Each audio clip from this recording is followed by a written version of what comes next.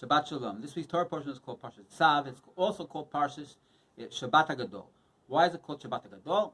Very famous event that happened in Egypt on the 10th of the month of Nisan, which was Shabbat, like this year.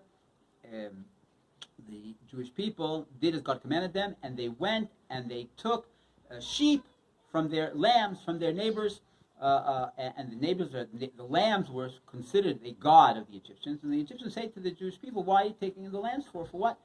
And they said, "We're taking the lambs because on the 14th day of the month of Nisan, the eve of Pesach, we're going to slaughter the lambs, okay, as an offering to our God. And that night, God is going to kill all of the firstborn of the Egyptians." Well, the firstborn of the Egyptians freaked out, but instead of attacking the Jews, they went to their elders. They said, "Isn't it time you let the Jewish people go? Let them go. Let them go." And the leaders wouldn't do it. And what happened? There was a civil war.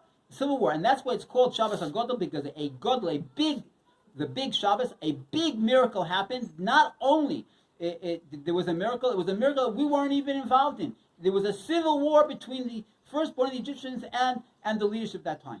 What are the one things we learn from it? First, obviously, is that the greatest miracles that we could do is miracles we don't even have to be involved in. Miracles, it says, also neflois levadoi, kila emchasto, God make miracles on his own without us being involved. But there's something else. There's two types of way of getting rid of evil. It's getting rid of evil by smashing it, destroying it, pushing it away. There's a way of getting evil where the evil itself becomes good. That's what happened here. The Egyptians went and beat on the Egyptians. The evil itself became a good force for the sake of the Jewish people. The same way with each of us.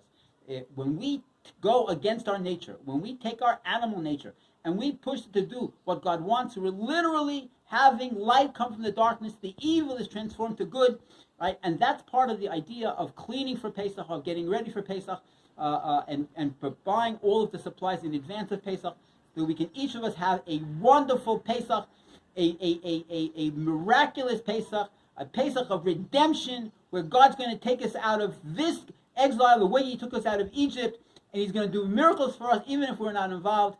Shabbat Shalom.